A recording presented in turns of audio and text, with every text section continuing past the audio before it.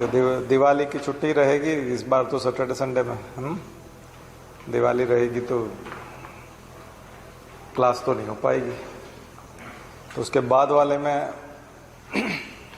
रहेगी क्योंकि 22-23 को सैटरडे संडे आ रहा है ना कुछ, हाँ, तो वो नहीं हो पाएगा। तो खैर एक नेक्स्ट टाइम लेंगे, लेकिन आपको अच्छा होमवर्क देते हैं आज पूरा, ठीक है, क्या क्या करना है आपको, क्योंकि लंबी छुट्टी है। तो दिवाली नहीं मनाते, ठीक है हैप्पी दिवाली हम कभी नहीं बोलते, दिवाली की शुभकामनाएं भी नहीं देते, क्योंकि पढ़ाई करनी है, उसमें शुभकामना क्या देनी होमवर्क देते हैं हम क्या देते हैं होमवर्क देते हैं, दिवाली की शुभकामनाएं नहीं देते। तो हमने खुद ने नहीं मनाई कभी दिवाली, जब से बड़े हुए पढ़ाई कर रहे हैं, तब से आज तक पढ़ाई कर रहे हैं। बल्कि त्योहार पे हम ज़्यादा पढ़ाई करते हैं, ज़्यादा मन लगता है, क्योंकि सब बिजी होते हैं, सब आनंद लेने में रहते हैं, कोई खाने में, कोई पहनने में, कोई घूमने फिरने में, तो हम लोगों को मौका मिल जाता है पढ़ने का। तब हमारा पढ़ाई अच्छी होती है, डिस्टर्ब नहीं करता कोई, सब बिजी रहते हैं, तो डिस्टर्ब करने वाले सब बिजी हो जाते हैं, तो फायदा है, ज़्यादा पढ़ाई होती है, ठीक है। परमानेंट दिवाली अगर लानी है तो रोज दिवाली जैसे ही रहेगा। अगर आप IAS हो गए तो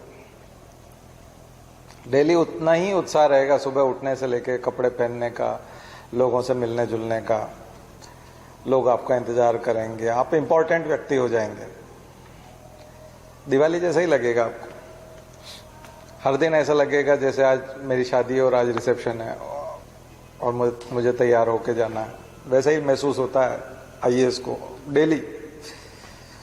उतना ही इंपॉर्टेंट पर्सन होता है वो, दूल्हे की तरह। और दूल्हे को जैसे एक दिन के लिए लगता है ना कि मेरी आज पूछ परख बहुत ज्यादा है, दुल्हन को लगता है कि आज मेरा दिन है, वैसा दिन हमेशा होता है। अगर आपको रोज रिसेप्शन जैसा महसूस करना है, रोज दिवाली महसूस करनी है, तो फिर पढ़ाई कर लो, ठीक है। और दिवाली मना ली तो फिर दिवाला निकल जाएगा परीक्षा का, कंपटीशन से बाहर हो जाओगे।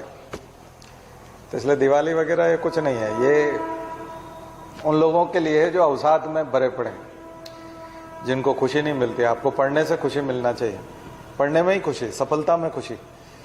तो सफलता प्राप्त करने का जो जुनून है अगर आपके अंदर, तो फिर ये सब चीजें उन लोगों के लिए है जिनके लिए साल भर परेशानियां हैं और जिंदगी में कभी सुख नहीं आने, और यही एक अवसर आया है और इन्हीं 2-3 दिनों में वो जी लेना चाहते हैं जम के। उसके बाद वापस बहुत बुरे दिन है, और फ्यूचर में तो इससे अच्छे दिन आ ही नहीं सकते उनके। तो ये उनके लिए सेलिब्रेशन है, लेकिन आपके लिए तो बहुत बड़ा सेलिब्रेशन इंतजार कर रहा है। आपका तो हर दिन अच्छा होने वाला है, तो फिर हम उसको लाने की कोशिश करें, हम उसके लिए प्रयास करें। हमारे लिए ये उतने अच्छे दिन नहीं है, कोई मायने नहीं रखते, कोई मायने नहीं रखते, ठीक है। और अगर ये वाकई में उत्साह है, ऊर्जा है और बधाई देने का दिन है, तो लोग हमारे लिए शुभकामनाएं दें। हम अच्छा काम करने जा रहे हैं, क्योंकि हर कोई तो करता नहीं है, नेतृत्व करने का काम है, नेतृत्व तो कुछ ही लोग करते हैं। तो बाकी लोगों को हमें जो है बेस्ट ऑफ लक बोलना चाहिए और अपना दिवाली मनाएं और हमको पढ़ने दें। अगर हमारे हितैषी हो तो हमको पढ़ने दो, ठीक है, हमको पढ़ाई करने दो। और अगर हमें बर्बाद करना चाहते हो तो हमको घसीट लो अपने साथ, क्योंकि अपना जैसा बना के रख लोगे, ठीक है। और हम लोगों की तो हमेशा मेंस और पढ़ाई के टाइम आदत थी कि मेंस होती थी वो अक्टूबर-नवंबर में होती थी, तो हमेशा दिवाली पड़ती थी। तो शोरगुल पे और गुस्सा आता था, क्योंकि मेंस की एग्जाम है और बाहर शोरगुल हो रहा है। तो जो पटाखे जलाने वाला है, शोर करने वाला या उधम मचाने वाला, तो हमको विलेन लगता, हमको लगता था ये हमारा IAS बनने के उसमें सबसे बड़ा रोड़ा यही आदमी गरबा जो होते थे उसकी जो धुन होती थी, या घर के बाहर ही अगर मंदिर है और वहां मान लीजिए जाए चौक में गरबा हो रहा है और पूरे 9 दिन तक वो बज रहा है, और इन्हीं दिनों में मेंस है, तो आपको ऐसा लगता था कि माता की भक्ति इनको ऐसे ही सूझती है, कोई दूसरा और तरीका नहीं हो सकता। तो पढ़ने वाले को तो गुस्सा आता है इन सब चीजों, जिसके एग्जाम है उससे पूछो, ये सब अनपढ़ लोगों के काम है, कम पढ़े लिखे लोगों के काम है, ठीक है, फालतू काम है। असली में जो उत्साह आता है वो परमानेंट होता है, और वो अलग टाइप का होता है, ठीक है। और वो भगवान का आशीर्वाद अलग रूप में आता है। ऐसे नाचने कूदने से कोई भगवान मिलते हैं क्या? इनसे नहीं भगवान प्रसन्न होते, भगवान कर्मों से प्रसन्न होते हैं। भगवान जो है युद्ध लड़ने से प्रसन्न हुए थे ना अर्जुन से, नहीं तो वो गरबा नहीं कर लेते कृष्ण के चारों ओर, दोनों ही मिलके डांडिया कर लेते तो वहां हो जाता है। गांडी उठाना पड़ता है उसके लिए, तब जाके भगवान प्रसन्न होते हैं। ऐसे नहीं होते, नाचने कूदने से नहीं होते, दिए जलाने मात्र से भी नहीं होते, खुद को जलाना पड़ता है दिए की तरह। आप प्रकाश बांटने की, दिया तो एक प्रतीक है, प्रतीक तो एक ही जलाया जाए काफी होता है। उसके बाद उससे प्रेरणा लेनी होती है कि हमें ऐसा प्रकाशमान बनना है कि दिए ने जिस तरह से रास्ता दिखाया कई लोगों को, वैसे हम भी अपनी जिंदगी से रास्ता दिखाएं। हम जहां खड़े हो जाएं वहां पर प्रकाश हो जाए और बहुत सारे लोगों को अंधकार से मुक्ति मिल जाए। ये है दिया, ये दिया जलाना। तो जिंदगी में दिया जलाना होता है। इसलिए शिक्षक के लिए कहा जाता है ना, शिक्षक मोमबत्ती की तरह होता है, और शिक्षक मोमबत्ती जैसे खुद जलती रहती है और दूसरों को प्रकाश देती है। तो आपको दीपावली का मतलब होता है शिक्षक बनो, दूसरों के लिए प्रकाशमान हो जाओ। प्रतीक जो है वो एकाध ही काफी होता है प्रेरणा देने के लिए। गांधी जी ने एक ही बार हरिश्चंद्र नाटक देखा था। ऐसा नहीं कि सत्य के ऊपर उन्होंने 40-50 नाटक देखे, उसके बाद सत्य का इंपॉर्टेंस समझ पाए थे। सत्यवादी हरिश्चंद्र देखा और सत्य का इंपॉर्टेंस समझ में आ गया। ऐसे ही बच्चे को सवाल सिखाते समय एक सवाल सिखाओ, उसके बाद वो अपने तमाम सवाल हल कर लेता है। उस स्टाइल का जो सवाल है वो एक एक करना पड़ता है आपको बस। तो ऐसे ही एक दिया भी अगर आपने जला दिया तो उससे प्रेरणा ली जा सकती है। क्या प्रेरणा है?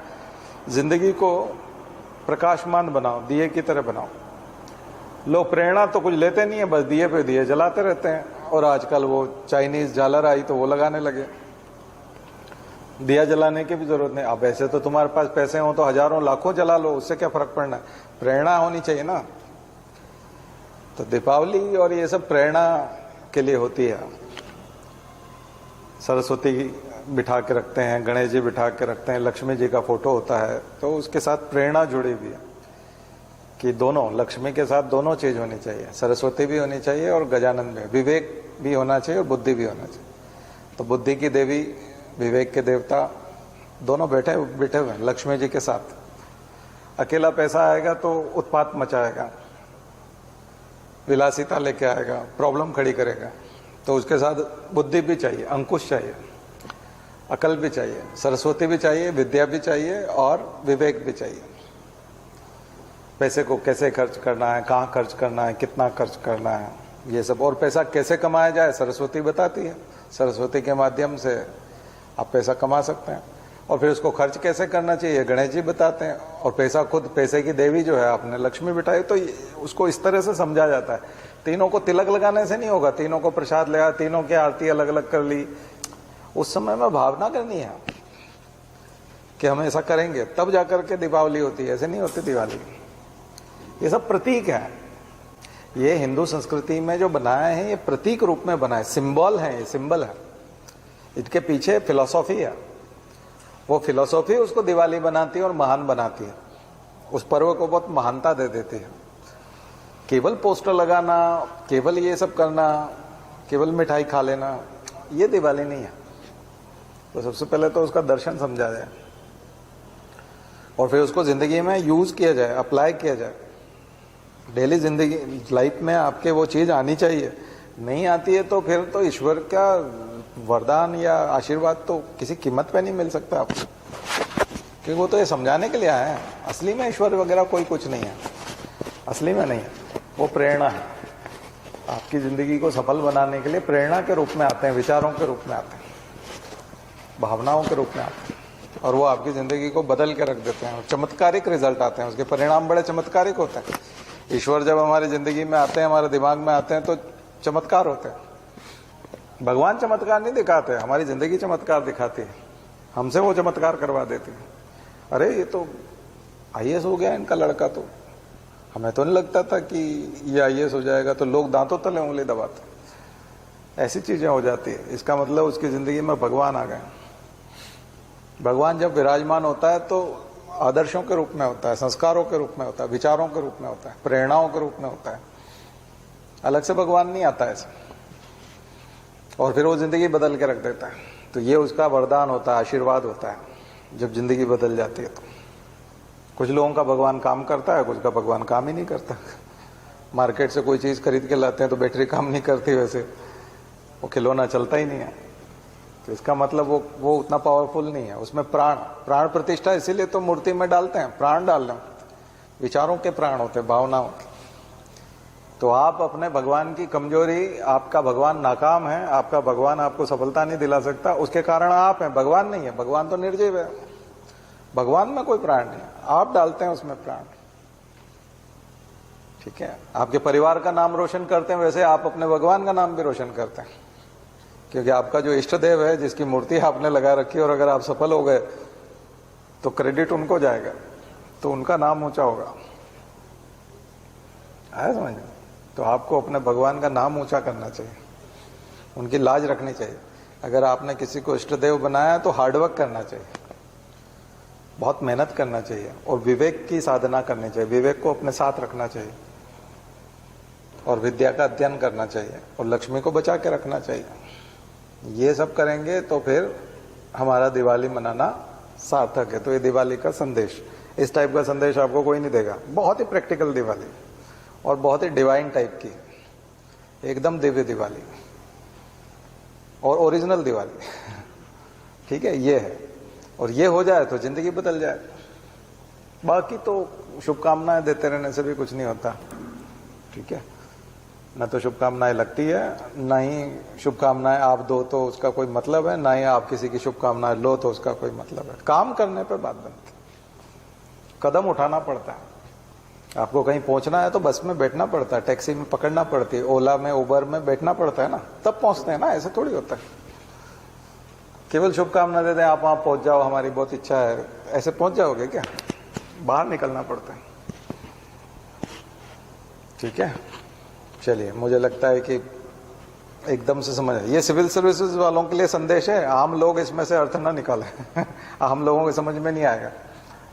ये जब एक धरातल बैकग्राउंड बन जाता है, प्लेटफॉर्म बन जाता है, तब ये वाली बात समझ में आती है कितनी इंपॉर्टेंट, बड़ी साइंटिफिक है। चलिए, तो हम यूरोप में चलें। तो हम अफ्रीका के मोरक्को वाले हिस्से में कल घूम रहे थे। तो वहां मोरक्को में आप देखोगे तो एक द्वीप मिलेगा, छोटा सा द्वीप नहीं बल्कि उसका कोना है मोरक्को का। मोरक्को के वहां पर जिब्राल्टर के सामने, उधर जाओगे यूरोप में तो जिब्राल्टर है जो यूके के पास है। जिब्राल्टर स्ट्रेट संधि, जल संधि, जिब्राल्टर देखते हो ना आप लोग। जिब्राल्टर जल संधि में मोरक्को के वहां जाओगे तो स्पेन का एक केप मिलेगी बाहर की तरफ निकली हुई, जिस पे कब्जा है स्पेन का, स्पेनिश कब्जा है। और जिब्राल्टर पर किसका कब्जा है? यूके का। क्योंकि ये जो जगह है जिब्राल्टर वाला, यहां ट्रांसपोर्टेशन, नेविगेशन के लिए बहुत इंपॉर्टेंस है इसका, इसलिए यूके ने इसे अपने पास रखा। तो जिब्राल्टर के ऊपर एक शॉर्ट नोट जरूर बनाइए 50 वर्ड में कि जिब्राल्टर क्यों इंपॉर्टेंट है। ठीक है, और उसका स्ट्रेटेजिक इंपॉर्टेंस, रणनीतिक महत्व, जिब्राल्टर का रणनीतिक महत्व। यहां से यूरोप की पढ़ाई शुरू करते हैं। पोर्तुगीज, पुर्तगाल, ये सारे वो देश थे, पुर्तगाल, फ्रांस, ऊपर देखोगे जो फ्रेंच ताकतें थी वो निकली थी दुनिया भर में अभियानों को लेकर के। स्पेन, पुर्तगाल, स्पेन, फ्रांस। दिख रहा है आपको? स्पेन का कैटेलोनिया वाला प्रांत है, बिल्कुल उधर फ्रांस से लगा हुआ कैटेलोनिया, उधर कोने पे। तो वो स्पेन से अलग होने की बात कर रहा था। काफी रिच है कैटेलोनिया, वहां के लोग भी बहुत मेहनती हैं, रिसोर्सेज भी ज्यादा हैं, और कैटेलोनिया भी आरोप लगाता है कि स्पेन जो है हमारे साथ अच्छा बर्ताव नहीं करता। हम जो जितना टैक्स देते हैं और जितना कंट्रीब्यूशन, जैसे बलूचिस्तान वाले आरोप लगाते हैं ना पाकिस्तान में कि हमारे यहाँ ऑयल रिसोर्सेज है, हमारे यहाँ बहुत कुछ है और हमारे ऊपर साथ अच्छा व्यवहार नहीं होता, वैसे कैटेलोनिया वाले नाराज। फुटबॉल टीम भी अलग अलग है। कौन सा क्लब है? बार्सिलोना। आप इस कैटेलोनिया वाले हिस्से में देखो, वहां बार्सिलोना, और इधर स्पेन में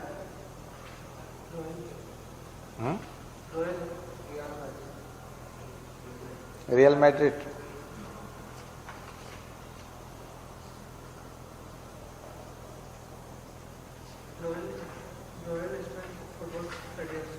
नहीं, वो तो फेडरेशन है, क्लब। और फुटबॉल क्लब कौन सा है? Spanish football club.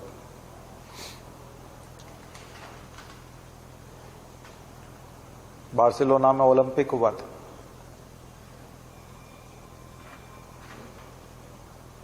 खिलाड़ियों के नाम लिखो यहां पर। यहां फुटबॉल वाला इलाका है। पुर्तगाल, फ्रांस, इटली का फुटबॉल क्लब, आपको पूरे ये जितने यूरोपियन कंट्रीज हैं सब फुटबॉल क्लब वाले, यूके, सब जगह फुटबॉल क्लब मिलेगा।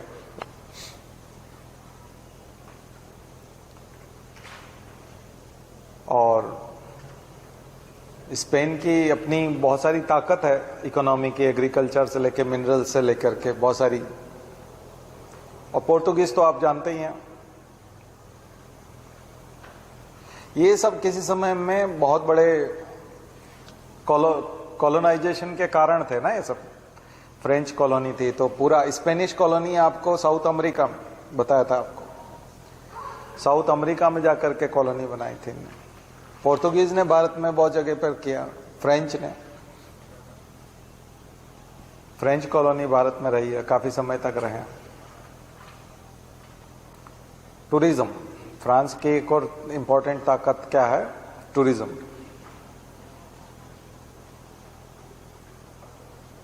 और एविएशन इंडस्ट्री।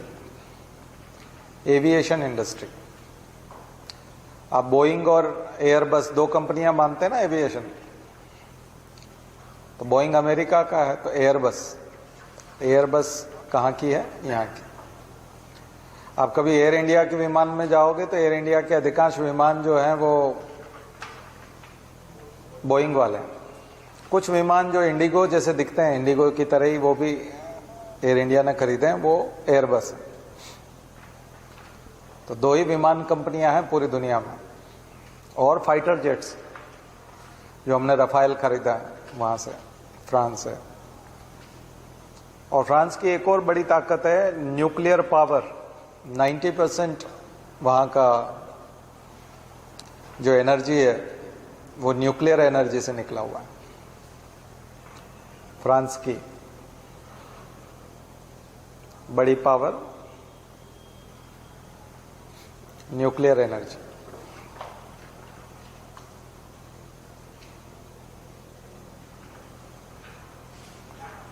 तो फ्रांस एक तो क्षेत्रफल में आप देख रहे हो काफी बड़ा देश यूरोप का। इंफ्रास्ट्रक्चर काफी अच्छा है, टूरिज्म अच्छा है, एक अच्छा प्लेटफॉर्म देता है पूरी दुनिया को। और महत्वपूर्ण सिक्योरिटी काउंसिल का मेंबर भी है। और भी जब भी कभी ताकतवर देशों की बात आती तो उसमें फ्रांस उसमें आता है। जर्मनी पास में दिखाई दे रहा है, जर्मनी है। एक समय में जर्मनी वही फासीवाद, हिटलर के लिए जाना जाता था, बड़ा निगेटिव था। और जर्मनी का एकीकरण हुआ उसके बाद जर्मनी ने इंफ्रास्ट्रक्चर बहुत अच्छा बनाया। और दूसरा ऑटोमोबाइल इंडस्ट्री, जर्मनी के कार इंडस्ट्री। दुनिया की अधिकांश कार कंपनियां जर्मनी में कार बनाती है। कार बनाने के लिए बहुत ही अच्छा इंफ्रास्ट्रक्चर है। कंपनी चाहे किसी भी देश की हो, जर्मनी में जाकर के आप कार बना सकते हो। जब भी कभी किसी देश को अगर मैन्युफैक्चरिंग का हब बनना है तो मैन्युफैक्चरिंग का हब बनने के लिए इंफ्रास्ट्रक्चर बहुत अच्छा होना चाहिए, इलेक्ट्रिसिटी की व्यवस्था बहुत अच्छे से होना चाहिए, इंफ्रास्ट्रक्चर अच्छा होना चाहिए, एक्सपोर्ट की सुविधा होनी चाहिए, पोर्ट होने चाहिए। तो यहाँ सबसे बिजीएस्ट पोर्ट दुनिया का कौन सा? फ्रैंकफर्ट। व्यापार के हिसाब से, खास करके ट्रांसपोर्ट के हिसाब से, माल परिवहन, गुड्स के लिए और उसके लिए फ्रैंकफर्ट।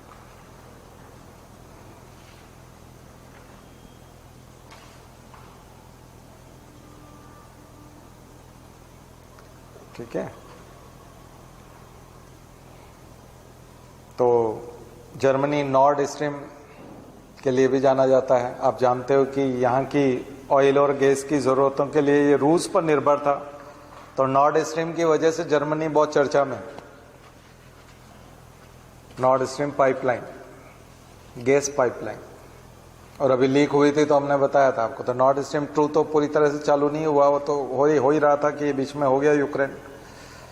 और नॉर्ड स्ट्रीम 1, क्योंकि ठंड बहुत होती है, फ्रीजिंग पॉइंट से नीचे होता है, तो अब ठंड के दिन शुरू हो रहे हैं, तो अब उनको गैस और उसके बिना जिंदा रहना जो है जर्मनी में बहुत मुश्किल है, इन कंट्रीज में।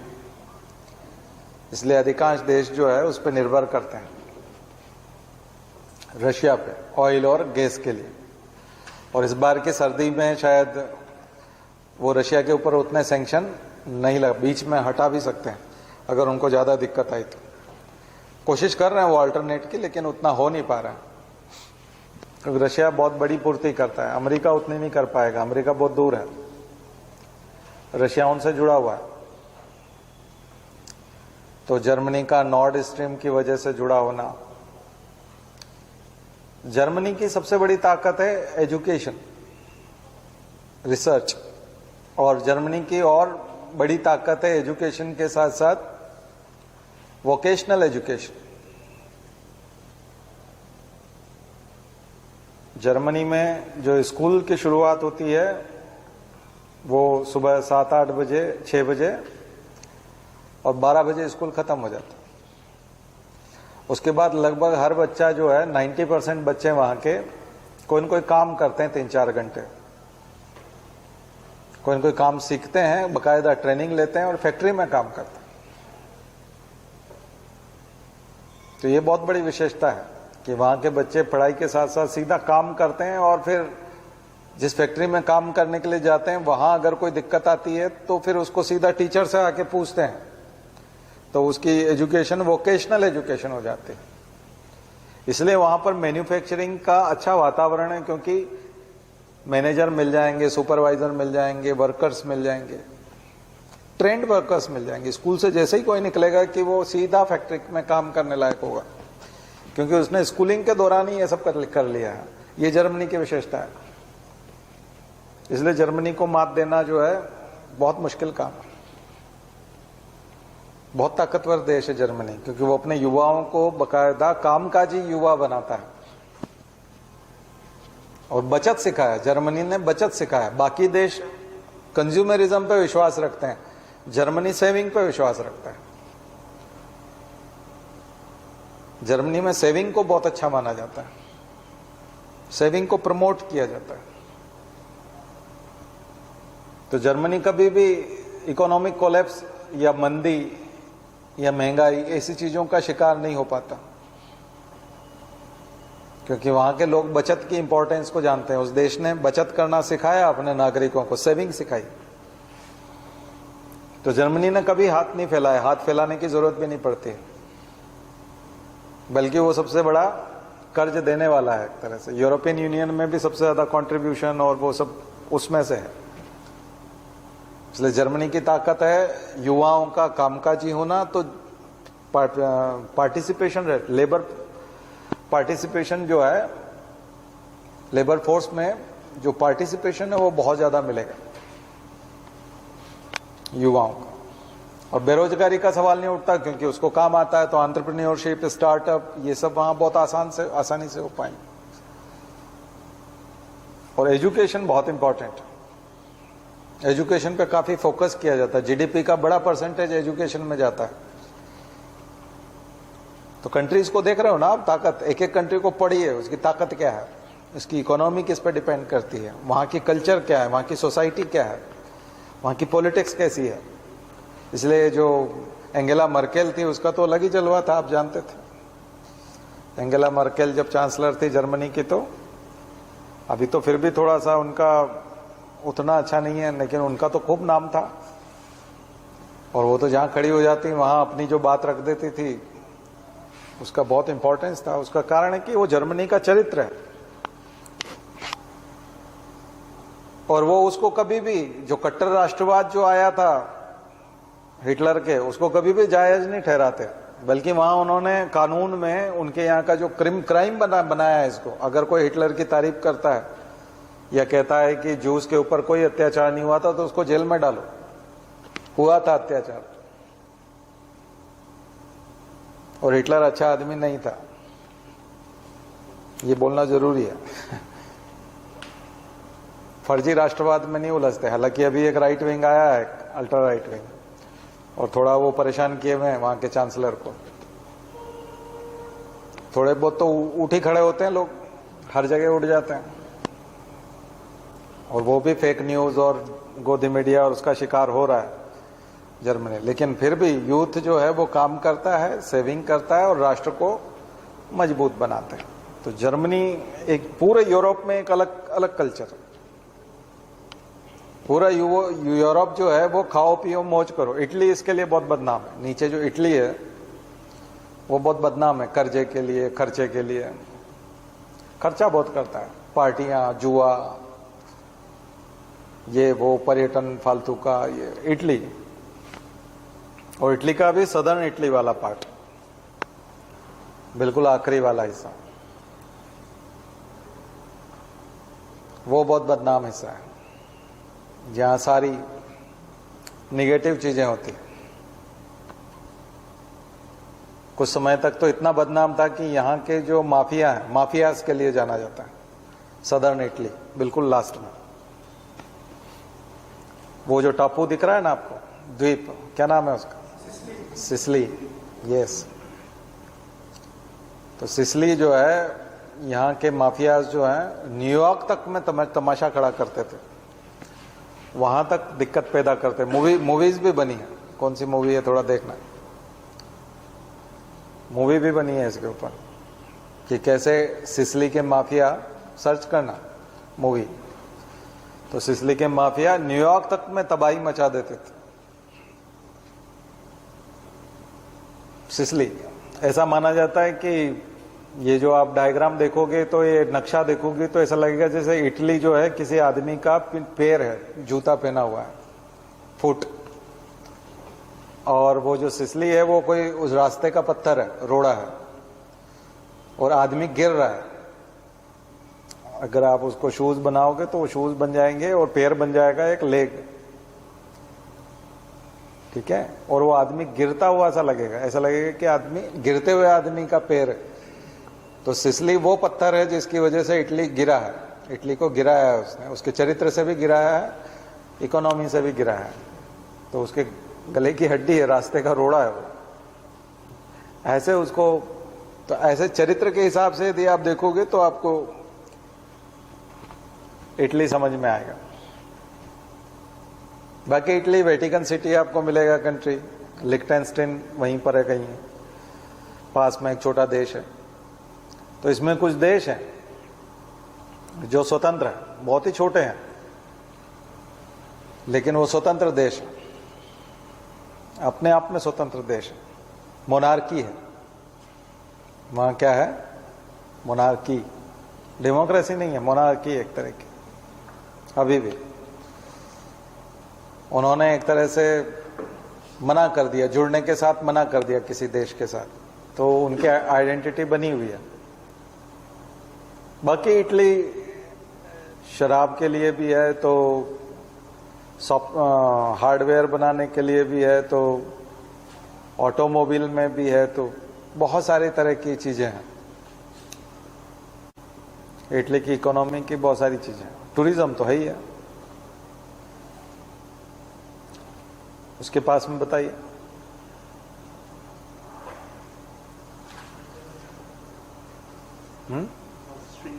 ऑस्ट्रिया, यस, ऑस्ट्रिया की राजधानी वियना। यहाँ नदियों का आप देखिएगा कि कौन सी नदी के किनारे ये सब देश हैं। यहाँ पढ़िएगा नदियाँ, डेन्यूब बहुत अच्छी बड़ी नदी मानी जाती है डेन्यूब, और बहुत इंपॉर्टेंट सिटीज जो है डेन्यूब के किनारे, और राइन है ना, तो वोल्गा, इन सब नदियों का देखिएगा नदियों का ओरिजिन कहाँ से हो रहा है। हाईलैंड से होगा हमेशा ओरिजिन, और लास्ट में जाकर के सारी अधिकांश नदियां जो है वो पूर्व की तरफ बहती हैं। ठीक है, तो ये है। उसके ऊपर बताइए, ऑस्ट्रिया के ऊपर। हाँ, चेक रिपब्लिक। चेक रिपब्लिक का बताइए जरा, कौन सी कार कंपनी है? आप यहाँ बहुत दौड़ती हुई देखते हुए, भोपाल में भी उसकी कार है, स्कोडा। देखे आपने स्कोडा? स्कोडा गाड़ी नहीं देखी, कार। हाँ, स्कोडा, चेक रिपब्लिक। कार इंडस्ट्री के लिए, ऑटोमोबाइल इंडस्ट्री के लिए जाना जाता है चेक रिपब्लिक। लगभग जर्मनी के बराबर ही कार निर्माण यहाँ पे भी होता है। ठीक है, चेक रिपब्लिक। और स्लोवाकिया। स्लोवाकिया का है क्या? नहीं, चेक रिपब्लिक का ही। स्कोडा तो वहीं का, चेक रिपब्लिक का ही। स्लोवाकिया। अब ये जो स्लोवाकिया है, नीचे आप पूरा और देखो और बताओ। हंगरी, हंगरी तो अलग कर लो, लेकिन स्लोवेनिया हुआ, और क्रोएशिया। ये जो सारे देश है ना, ये सब आपको युगोस्लाविया से जुड़े हुए देश हैं। 8 देशों में लगभग वो बता लेगा। युगोस्लाविया बहुत बड़ा देश था। आज से 25-40 साल पहले अगर आप नक्शा देखेंगे तो एक कंट्री मिलेगा आपको, बेलग्रेड, जिसकी राजधानी युगोस्लाविया। अब बोस्निया हर्जगोविना, नीचे मॉन्टेनिग्रो, ये सब उसी का खंड खंड टूट करके ये स्लाव लैंग्वेज से बना है। युगोस्लाविया, स्लोवेनिया, स्लोवाकिया, ये सब स्लाव लैंग्वेज। और स्लाव लैंग्वेज क्या है? Russian language. मैंने रूस यूक्रेन पढ़ाया था, तो यूक्रेन में भी स्लाव है, रशिया में भी स्लाव है, और ये नीचे तक स्लाव है। तो ये सब यूएसएसआर के पार्ट रहे हैं किसी समय। ठीक है, तो यूरोप में जरूर है, लेकिन किसी समय में यूएसएसआर से प्रभावित है। सीआईएस तो बहुत इंपॉर्टेंट सेक्टर है, नीचे तक चला जाता है। और ग्रीस, यूनान, बहुत हिस्ट्री है उसकी। ग्रीस। और बताओ कोई देश इधर? अल्बानिया वगैरह सब उसी के साथ पढ़ लीजिए। हाँ हाँ, पोलैंड। पोलैंड जरूर जो है आप इसमें देख सकते हो। और फर्स्ट वर्ल्ड वॉर, खास करके सेकंड वर्ल्ड वॉर, और दोनों में इनका रोल आपको मिलेगा। जर्मनी दोनों वर्ल्ड वॉर हार गया, दोनों वर्ल्ड वॉर हार गया, उसके बावजूद वो इतना इंपॉर्टेंट है। तो मैंने अभी आपको बताया क्यों इंपॉर्टेंट, और उसने अपनी इंपॉर्टेंस बनाए कैसे रखी। ठीक है, वो इतना ताकतवर कैसे बना रहा, उसका कारण समझ में आ गया आपको। दूसरे देश वो नहीं कर पाए, वो युद्ध के कारण अपनी अर्थव्यवस्था को खो बैठे। अब ऊपर आ जाइए, नॉर्डिक कंट्रीज में। हाँ, नॉर्वे, स्वीडन, फिनलैंड, डेनमार्क, तो नॉर्डिक कंट्रीज कहते हैं इनको। ठीक है, और नॉर्ड स्ट्रीम इसीलिए नाम पड़ा ना उसका, नॉर्डिक से। और स्कैंडिनेवियन कंट्रीज बोलेंगे तो फिर ग्रीनलैंड। ठीक है, आइसलैंड। तो पता करिए कि स्कैंडिनेवियन कंट्रीज में कौन कौन आते हैं, नॉर्डिक कंट्रीज में कौन कौन आते हैं।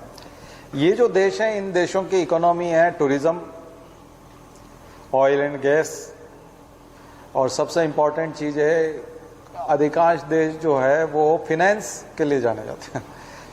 फाइनेंस के लिए जाने देते, पैसा बहुत है। दुनिया को एक तरह से इन्वेस्टमेंट, दुनिया भर में इन्वेस्टमेंट शेयर मार्केट में इन्हीं लोगों का होता है। यहाँ जनसंख्या कम है और रिसोर्सेज ज़्यादा है, इनकम भी ज़्यादा है, प्रति व्यक्ति आय भी ज़्यादा है।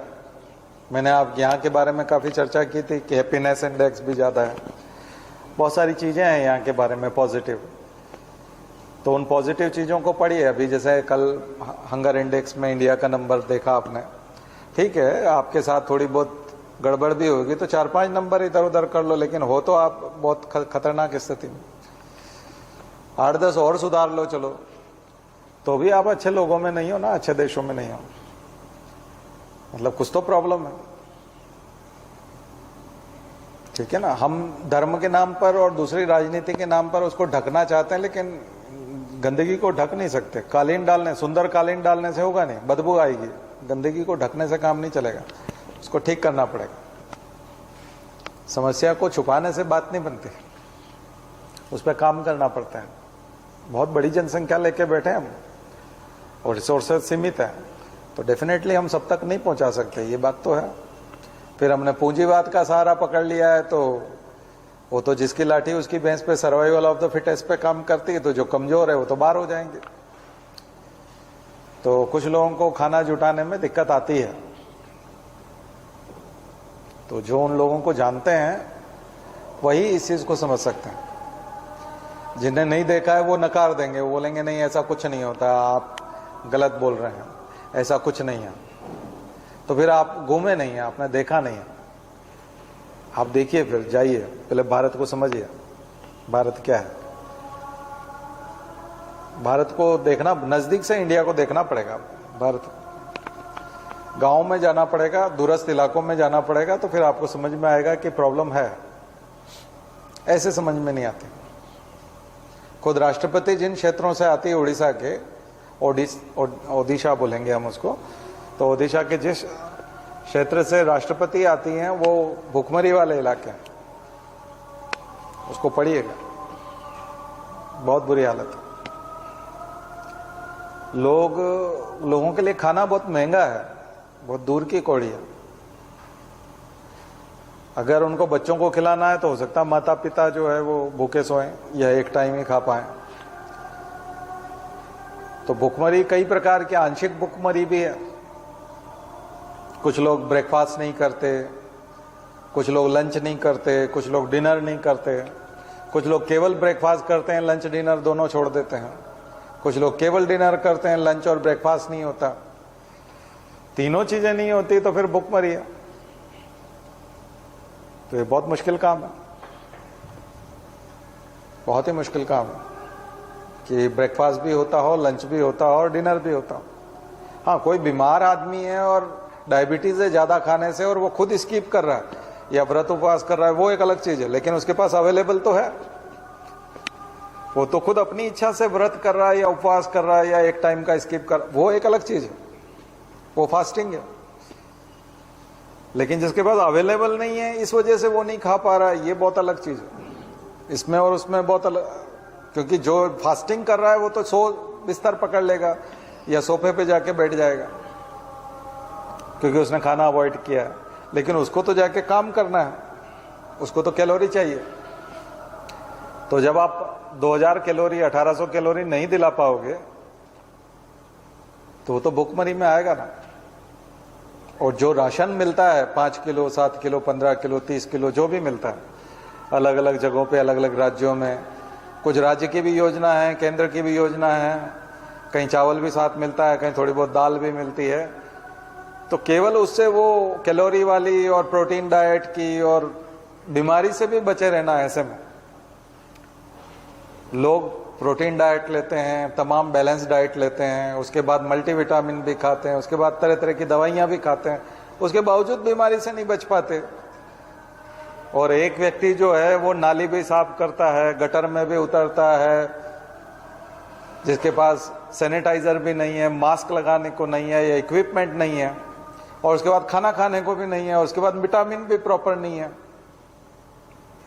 तो उसको तो बीमार होने की संभावना बहुत ज्यादा हो जाएगी। तो उसके कुपोषण का पैमाना बिल्कुल अलग हो जाएगा। बात को समझिए थोड़ा सा, मजाक में उड़ाने से बात नहीं बनती, असली में प्रॉब्लम है वो। ठीक है, क्योंकि आपने धर्म को पकड़ा है और धर्म को की आइडेंटिटी के हिसाब से आप उसका उत्थान देखना चाहते हैं, इस वजह से ये सब चीजें रहेंगी और इनको स्वीकार करना है।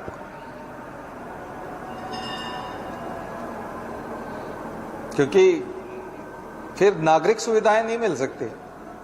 पूरे भोपाल में आप बाइक लेके या कार से घूम जाइए, रोड्स की हालत दिख रही ना आपको। तो ये आपने प्राथमिकता दूसरी चीज को पकड़ा दिया, आप उन सुविधाओं को प्रायोरिटी दे ही नहीं रहे हो ना। तो वो भी इंटरेस्टेड नहीं है उसमें, क्योंकि उनको मालूम है कि जनता हमारे कब्जे में है, क्योंकि जिनको जो चाहिए था वो हमने इनको दे दिया। ये चीजें उतनी जरूरी नहीं है, सेकेंडरी है। तो उसकी वजह से जो एक्सीडेंट्स होते हैं, उसकी वजह से जो आपकी कार खराब होती है, उसकी वजह से जो आपकी बाइक का कुछ टूट जाता है, या आपको चोट लग गई तो आप हॉस्पिटल में भर्ती हो, तो उन सब की चीजों के कारण है वो आपकी वो भावना है। उन भावनाओं के कारण उन्होंने आपका इस रूप में शोषण करना शुरू कर दिया। जबकि उन्हें धार्मिक बने रहना है तो धार्मिक बने रहना चाहिए, धर्म भी उतना ही इंपॉर्टेंट बनाए रखना चाहिए और साथ साथ ईमानदारी बरतना चाहिए। अभी हो गया धर्म का मतलब करप्शन। धर्म एक करप्शन करने का लाइसेंस है कि अगर आप हिंदू धर्म को प्रमोट कर रहे हो, इसका मतलब आप करप्शन कर सकते हो। आ रहा समझ? आप ठेकेदारों से मिल सकते हो, उनके साथ साठगांठ कर सकते हो और खुलेआम आप करप्शन कर सकते हो, खुलेआम, क्योंकि आप धार्मिक हो। तो मुझे लगता है बिल्कुल ही गलत दिशा में चला गया। धर्म भी रहना चाहिए और व्यवस्थाएं भी, सुविधाएं भी होनी चाहिए, और करप्शन बिल्कुल नहीं होना चाहिए। धर्म का मतलब करप्शन नहीं है। भगवान राम का मंदिर बना देने का मतलब करप्शन नहीं है। महाकाल लोक बना दिया तो उसका मतलब करप्शन करने का लाइसेंस नहीं मिल गया। करप्शन 100 गुना ज्यादा है और धर्म 10 गुना ज्यादा है। पहले से धर्म आपने 10 गुना इंपॉर्टेंस दे दिया धर्म को, उसको बल्कि 100 गुना कर दो आप, लेकिन करप्शन को 0 कर दो। करप्शन 0 करने की जरूरत है। धर्म 10 गुना दिया है, 100 गुना करो, कोई दिक्कत नहीं, लेकिन करप्शन को 0 कर दो। मैंने बहुत ही सटीक बात की है, इसका शायद लोगों का ध्यान नहीं गया, लेकिन मैं आपको सही बात बता रहा हूं। करप्शन 0 करने की जरूरत है। वो तो बीच में कमलनाथ की सरकार आई थी तो वो भी हनुमान चालीसा करवा रही थी, महाकाल लोक पे दावा भी ठोक रहा है वो कि ये मैंने प्रोजेक्ट बनाया था, ये हम ही ने प्रपोज किया था, बाद में इन्होंने कंप्लीट कर दिया। आपको तो महाकाल के प्रति भक्ति कंप्लीट कोई भी करे, हो गया वो। लेकिन समस्या ये है कि करप्शन भी तो आपका बढ़ गया ना। वो भी करप्ट थे, ये भी करप्ट है, वो भी धार्मिक थे, ये भी धार्मिक है। ठीक है, बस वो मुसलमानों को भी साथ लेके चलते थे थोड़ा सा, ये मुसलमानों को बिल्कुल देखना नहीं चाहते। बड़ा इतना अंतर है। तो सारा मुसलमानों को नहीं देखना, फूटी आंख आप देखना नहीं चाहते मुसलमानों को, इस वजह से लोग ऐसे गड्ढों में उतराते हुए चलने को तैयार है। कमाल है, मतलब ये बहुत बड़ी कीमत है ना, फिर बहुत बड़ी कीमत है। फिर भी लोगों को लगता है कि नहीं यही बेटर है, तो ठीक है, किसी दिन फिर खुद ही ऐसे ही निपट जाओगे, बिना मुसलमानों के निपट जाओगे। वो भी निपटेंगे, मुसलमान भी, और आप भी निपटोगे, दोनों ही निपटोगे, गड्ढों में ही निपट जाओगे। ये ऐसा 10-12 साल पहले नहीं था, ये अभी अभी है। ओवर कॉन्फिडेंट है गवर्नमेंट, अगले साल चुनाव है और रोड इतने खराब है। ऐसा पहले होता ही नहीं था। चुनाव से पहले तो बन ही जाते थे, 1 साल पहले तो बहुत ही अच्छे हो जाते थे, क्योंकि उनको डर लगता था। अब इनको डर ही नहीं लगता। तो मुझे नहीं लगता कि हिंदू धर्म के होने का मतलब करप्शन को खुली छूट देना। हिंदू धर्म का ये मतलब तो नहीं होना चाहिए। तो थोड़ा सा मैंने अपने देश के ऊपर भी आपको थोड़ी सी बता दी कि रियलिटी ये है। और इतना साफ साफ कोई नहीं बताएगा, कोई भी नहीं बताएगा। मैं सच बोल रहा हूं ना, इसलिए मैं साफ साफ बता सकता हूं। और मुझे वो विजन भी है, मुझे दिखाई भी देता है, और मैंने दोनों का बता दिया। किसी के आने जाने से कोई फर्क नहीं पड़ेगा इसमें। नहीं तो उनको भी मौका मिला था 1-1.5 साल का, तो वो भी कर सकते थे कुछ। उन्होंने भी भयंकर लूट मचाई, भयंकर, अपनी गरिमा जबरदस्त गिरा दी थी। और ये तो भगवान के नाम पे कर रहे हैं। ठीक है, चलिए, खैर जो भी है, आप और हम सभी गिरेंगे गड्ढों में है ना। 2 व्हीलर्स वालों के लिए थोड़ा सा सतर्कता रखने की जरूरत है। बहुत नुकसान हो सकता है। मामूली तौर पर गिरने से मृत्यु भी हो सकती है। मामूली तौर पे गिर जाओ आप, ऐसे ही बाइक फिसल जाए आपकी, कोई एक्सीडेंट नहीं हुआ, बहुत तेज रफ्तार भी नहीं थे आप, बल्कि 20 या 25 की रफ्तार से जा रहे थे और किसी गड्ढे में बाइक गिरी और आप भी धड़ाम से गिर गए और हेलमेट नहीं लगाया आपने, तो मृत्यु हो सकती। ऐसी मौत भी हमने देखी है जो साइकिल से गिरने से भी मर गए। स्पीड ब्रेकर था, साइकिल से गिरा और डेथ हो गई, क्योंकि उसका कोई लेना देना नहीं है। मृत्यु जो है, या अपाइज हो जाता है आदमी, उसको पैरालिसिस हो जाता है और कुछ हो जाता है, परमानेंट इंजरी हो जाती है जिंदगी भर के लिए। तो इसलिए जो 2 व्हीलर पे चलते हैं, साइकिल पे चलते हैं या पैदल चलते हैं, आप सावधान रहिए। बहुत बुरी हालत है विषय, बहुत बुरी हालत है। पूरे शहर की हालत खराब है, चारों तरफ कहीं पे भी घूम जाइए। और ये राजधानी है, तो बिना करप्शन के तो ये नहीं होता ना, सवाल ही नहीं उठता। ये करप्शन के जीते जागते प्रमाण है। चलिए, तो हम किसकी बात कर रहे थे? कंट्री, नॉर्डिक कंट्रीज की बात कर रहे थे। भुखमरी के इंडेक्स में आए, और भुखमरी भी है। और कैसी है? आंशिक भुखमरी भी है, पूर्णतः भुखमरी वाले लोग भी हैं, 2 दिन में 1 बार खाने वाले लोग भी हैं, और आटे को गोल के पी जाने वाले लोग भी हैं।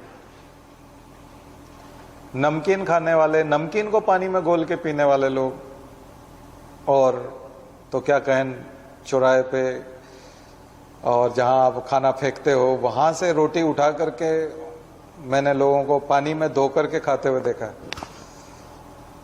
जहां लोग खाना फेंकते हैं वहां से रोटी उठाते हैं, फिर उसको साफ पानी में धोते हैं और फिर उसको खाते हैं। ऐसे लोग भी हैं। ये सब यहीं इसी पृथ्वी पे, यहीं राजधानी में ही है। इसलिए भुखमरी को नजरअंदाज नहीं कर सकते आप, समझिएगा। उस धर्म बीच में जिस देश में आया है वो बर्बाद हो गया। लोगों की सुविधाओं और सत्ता के बीच में जब धर्म आ जाता है तो देश बर्बाद हो जाता है। उसका कारण है कि वो लिपापोती कर देता है धर्म, उसको जायज ठहरा देता है। लेजिटिमेसी, कल मैंने आपको बताया था कि 4 प्रकार के दुनिया में देश हैं। चारों देश लेजिटिमेसी मांगते हैं। लेजिटिमेसी मतलब अपने आप को लेजिटिमेट करने की कोशिश। इस्लाम जो है वो अल्लाह से, पैगंबर मोहम्मद से लेजिटिमेसी मांगता है। जब वो बोलते हैं कि अपनी प्रार्थना में कि अल्लाह ही एक ईश्वर है और इस धरती पर पैगंबर मोहम्मद साहब जो थे वो अल्लाह के भेजे हुए दूत हैं, हम केवल इन दोनों को मानते हैं, मोहम्मद साहब को मानते हैं और अल्लाह को मानते हैं, इसके सिवा और किसी को नहीं मानते। तो फिर जितने सुल्तान है, बादशाह है, ये कौन है? बोले ये इन्हीं के द्वारा नियुक्त हैं एक तरह से। तो किंगशिप का सिद्धांत, डिवाइन किंगशिप का सिद्धांत, राजत्व का सिद्धांत। लेजिटिमेसी कहां से आई? इस्लाम की उन किताबों से या इस्लाम के उन पैगंबरों से और उनसे, कि उन्होंने इन्हें नियुक्त किया है। कोई सामान्य पुरुष नहीं है, सामान्य लोग नहीं है, इसलिए पेट्रियार्की भी है, इसलिए पुरुष ही है वो। बलबन ने भी ये सिद्धांत दिया था, अकबर ने। सीधा भगवान का बंदा है, अल्लाह का बंदा है ये, और इसके आदेश को आपको, इसलिए तो कोई आवाज नहीं उठाता, तख्ता पलट नहीं होता। तो इस्लामिक जो आपको कंट्रीज मिलेंगे वहां पर लेजिटिमेसी किससे आती है? इससे आती है। कुरान में लिख दिया है, या इससे कोई सवाल नहीं करेगा, ये खलीफा है, रजब तैयब अर्दवान जो है, जो टर्की के राष्ट्रपति हैं, वो यही तो है, वो खलीफा बनना चाहते हैं ना उसके। दूसरे लिबरल डेमोक्रेटिक जो सोसाइटीज हैं, कल्चर हैं या पॉलिटिक्स है, वो कॉन्स्टिट्यूशन से लेजिटिमेसी लेके आते हैं। वो बोलते हैं कॉन्स्टिट्यूशन के आधार पे हम बने, तो कॉन्स्टिट्यूशन बेस्ड लेजिटिमेसी है। वो पार्टी स्टेट वाला तो कम्युनिस्ट पार्टी से लेजिटिमेसी लेके आता है। इसलिए अभी चुनाव हो रहा है ना वहां पे शी जिनपिंग का तीसरी बार के लिए, तो वहां कुछ लोग प्रदर्शन भी कर रहे हैं। तो जनता से, इसीलिए वो कॉमन प्रॉस्पेरिटी की और उसकी बात कर रहा था और पूंजीपतियों को दबा रहा था, क्योंकि कम्युनिस्ट आंदोलन ही उनकी लेजिटिमेसी का आधार है कि आखिर शी जिनपिंग की लेजिटिमेसी आएगी कैसे, उसको कौन सपोर्ट करेगा, किसकी वजह से वो राष्ट्रपति बनेंगे। तो जनता में ये भावना आएगी कि नहीं, कम्युनिज्म है, कॉमन प्रॉस्पेरिटी की बात हो रही है, पूंजीपतियों को इंपॉर्टेंस नहीं दिया जा रहा है। जबकि पूरी तरह से कैपिटलिस्ट कंट्री बन चुका है चाइना, व्यापारी देश है, व्यापारी हो गया ना वो तो फिर वहां कम्युनिज्म कहां से आएगा। लेकिन लेजिटिमेसी कम्युनिज्म के थ्रू ही आती है। और अफ्रीकन कंट्रीज में लेजिटिमेसी आती है अंग्रेजों के विरुद्ध, यूरोपियंस के विरुद्ध, जो कॉलोनाइज करने निकले थे उनके विरुद्ध आवाज उठाना। गोरे लोगों के विरुद्ध आवाज उठाएंगे तो लेजिटिमेसी आई। आगे समझ, तो सारा लेजिटिमेसी का ही झगड़ा है। अब भारत में आंशिक रूप से तो कॉन्स्टिट्यूशन से लेजिटिमेसी आ रही है और आंशिक आ रही हिंदू धर्म को प्रमोट करने से। आप हिंदू धर्म के तीर्थ स्थानों का जीर्णोद्धार करो, उनका उद्घाटन करो, उनको सुंदर बनाओ, उन पे पैसा लगाओ, तो लेजिटिमेसी आती है।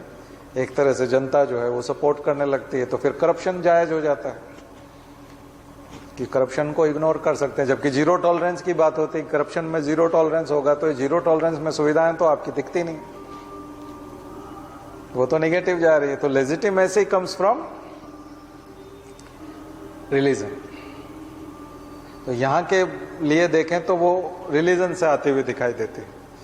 तो ये तो वायलेशन हो गया। तो वो वही तो हम कह रहे थे कल के लेक्चर में कि वो सब हो नहीं रहा, कॉन्स्टिट्यूशन उस तरह से कर नहीं रहा, वहां पे भी इस्लाम उस तरह से काम नहीं कर रहा, क्योंकि ईरान में लोग तमाम लेजिटिमेसी आप इस्लाम से लेके आए, लेकिन वहां की महिलाओं ने तो आंदोलन कर दिया, बोले हम नहीं मानते इस लेजिटिमेसी को, क्योंकि ये तो पैट्रियार्की देती है। ठीक है, तो ये है, इस चीज को समझिए। लेकिन ये जो देश हैं प्योर डेमोक्रेटिक देश हैं, बस ये है कि इनके पास जनसंख्या कम है, रिसोर्सेज ज्यादा है, तो सारे समर्थ हैं, पैसे वाले देश हैं।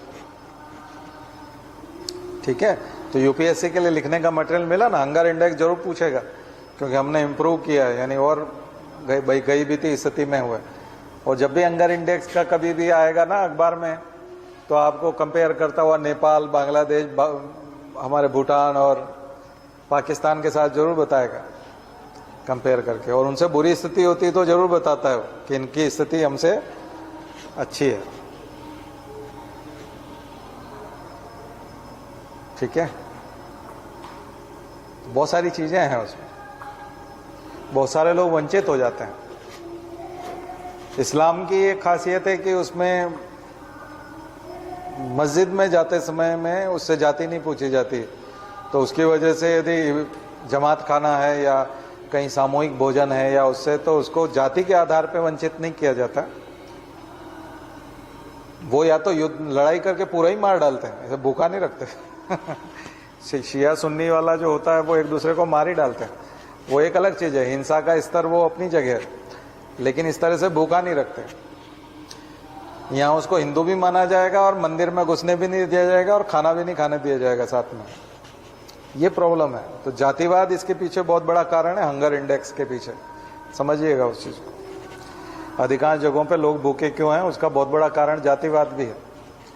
क्योंकि आपने जो धर्मशालाएं खोल रखी है, बहुत सारे ऐसे भोजनालय खोल रखे हैं, मंदिरों में इतना प्रसाद होता है, भंडारे होते हैं, तो फिर आदमी भूखे कैसे हैं? इतना कुछ तो फ्री दिया जाता है। नहीं, वो सिलेक्टिव है, वो जाति विशेष के आधार पर है। कुछ जातियां वहां वंचित हो जाती हैं, वो प्रवेश ही नहीं कर, उनके अंदर कॉन्फिडेंस ही नहीं है। 2000 सालों तक उनको इतना प्रताड़ित किया गया कि उनमें वो जो आत्मविश्वास है वही गायब हो गया कि हम वहां तक पहुंच सकते हैं। दो तरह से होता है, एक तो छुआछूत होती है इस वजह से नहीं जाते, और दूसरा उनका खुद का आत्मविश्वास भी चला गया कि वहां जाएंगे तो पिटाई होगी, तो पिटाई खाने से अच्छा है घर में बैठे रहो। ठीक है, अभी भी गांव में ढेर जगह पर कथाएं होती है, यज्ञ होते हैं, तो उनसे चंदा भी नहीं लिया जाता, उनको खाना भी नहीं दिया जाता, क्योंकि उनको मालूम है कि अगर इनसे चंदा लेंगे तो इनको प्रसाद देना पड़ेगा या उसमें शामिल करना पड़ेगा भोजन में, भंडारे में, तो इसलिए वो उससे चंदा भी नहीं लेते, उसको साइड ही कर देते। ये दिक्कत है, ये मूल भारत है, ओरिजिनल भारत, जिसमें ये प्रॉब्लम है। इसलिए हमारे आरएसएस के चीफ मोहन भागवत जी को बोलना पड़ा कि ये बहुत बड़ी बीमारी है, इसे भूल जाना चाहिए और बहुत पुरानी है, इसको हटाओ। अभी स्टेटमेंट जारी किया उन्होंने, और इसको मना करने से काम नहीं चलेगा कि ये नहीं है, इसको स्वीकार करो, ये बोला भी उन्होंने, इसको स्वीकार करो, ये है परेशानी। अभी बोला उन्होंने 15 दिन पहले, टटोल लेना न्यूज में, बोले बार बार हम मना करते हैं कि नहीं ऐसा नहीं है, पूर्वजों ने गलती की है और है, प्रॉब्लम है, स्वीकार किया उन्होंने, उसे स्वीकार करो। नहीं तो हम यहाँ नारा क्यों लगाते हैं, मानव मात्र एक समान, जब एक समान होते तो नारा क्यों लगाते? लगा रहे हैं ना, इसलिए लगा रहे हैं क्योंकि नहीं है एक समान, इसलिए तो लगाना पड़ रहा है। हमारे यहाँ एक नारा और था, जाति प्रथा बंद हो, तो जाति प्रथा के खिलाफ जो है एक नारा और था, तो गायत्री परिवार ने तो वो कर दिखाया। शांति कुंज में कोई जाति नहीं पूछता, हवन कराने वाले की भी नहीं पूछता, भोजन करने वाले की भी नहीं पूछता, तो एकमात्र गायत्री परिवार, आर्य समाज, ये कुछ संस्थाएं हैं जिन्होंने ये 100 साल पहले से कर दिखाया। आर्य समाज ने तो बहुत पहले से कर दिया, गुरुजी ने भी वहीं से आर्य समाज से ही अपना करियर शुरू किया था, फिर गायत्री परिवार बनाया। तो कुछ संस्थाओं ने तो कर दिखाया, वाकई में कर दिखाया, लेकिन अभी बहुत दूर है। आम जनता में ये सब चीजें आना बाकी लगे, नहीं तो फिर देश ऐसे ही बदनाम होता रहेगा। आप हंगर इंडेक्स में 107 कौन सा नंबर है, 107, हाँ, तो ये आना, ये अपने आप में आप किस बात के विश्व गुरु हो यार? ये गाली है, एक बहुत बड़ी थप्पड़ है, बहुत बड़ी थप्पड़ है। आपको औकात दिखाई गई है कि तुम्हारी औकात क्या है, विश्व गुरु? कहां विश्व गुरु? फालतू बात है, एकदम फालतू बात है इसके सामने। ये इंसल्ट है जब एक भूखा नंगा और फटे कपड़े वाला आदमी जाके बोले मैं करोड़पति आदमी हूं, वैसा काम है। आपकी हालत बहुत खराब है, दयनीय हालत है, हंसने जैसी हालत है आपकी हालत बहुत ज्यादा खराब है। ठीक है, इसलिए बार बार अपने कचरे नहीं करवाना चाहिए फालतू बातें कर, कॉन्क्रीट वर्क करो, हार्ड वर्क करने की जरूरत है, बहुत हार्ड वर्क करना है, रियल ग्राउंड लेवल पे, और ब्यूरोक्रेसी उसके लिए बहुत जिम्मेदार है। बट बहुत जल्दी हताश भी हो जाते हैं ब्यूरोक्रेट, क्योंकि वो केवल भारत का ख्याल रखने के लिए, जो भी ब्यूरोक्रेट बनता है वो एकदम अपर क्लास में चला जाता है। Upper class, upper caste, lower class का आदमी भी होता है ना, कोई SC ST का भी आदमी अगर IAS हो जाता है तो वो अपर कास्ट की तरह बिहेव करने लगता है। अपने बच्चों को अमेरिका में पढ़ाना, अपने बच्चों को महंगे स्कूलों में पढ़ाना, कार से नीचे कोई भी बात नहीं करता, उसके परिवार के सदस्य कार से नीचे चलते ही नहीं है, बाइक वाइक कोई रखता ही नहीं है। किसी भी IAS IPS की यहाँ बाइक नहीं देखोगे आप कि उसके बच्चे बाइक चलाते हों। तो दरअसल उसकी एक अलग कैटेगरी हो जाती है, और उसके बाद वो उसी चीज को मेंटेन करने के उसमें लगा रहता है, और उसको मेंटेन करने के चक्कर में वो ये सब चीजें जो मैं बता रहा हूं आपको, इन सबको फिर वो भी नजरअंदाज करने लगता है। जैसे अपर कास्ट और अपर क्लास नजरअंदाज करता है, वैसे वो भी करने लगता है, चाहे वो SC ST से क्यों ना हो। वो अपने ही वर्ग को ही कहने लगता है, बोले इसका तो हम कुछ कर नहीं सकते, इनका कुछ हो नहीं सकता, हम तो अपने बच्चे का देखेंगे और हमारा देखेंगे, और वो उसी में लगा रहता है पूरी जिंदगी। तो ये बात केवल अपर कास्ट की नहीं है, लोअर कास्ट का भी आदमी अगर उस रेंज में पहुंच जाएगा तो वो वैसा ही बिहेव करेगा, वो किसी को भुखमरी में मानने को तैयार ही नहीं है, और विश्व गुरु के चक्कर में वो भी। ठीक है, ये बीमारी सारे उन लोगों की जिसका पेट भरा हुआ है ये बीमारी मिडिल क्लास भी आ जाते हैं उस चपेट में बहुत आसानी से, लेकिन जो खुद सफर कर रहे हैं उनके साथ नहीं होता। ठीक है, तो इसको समझिएगा, इसको लिखिएगा। ये सारे सेंसिटिव मुद्दे हैं और ये सबसे ज्यादा क्वेश्चंस यूपीएससी में इसी के बनते हैं। पेपर उठा के देख लो, पर वो ट्रेनिंग तक रहता है।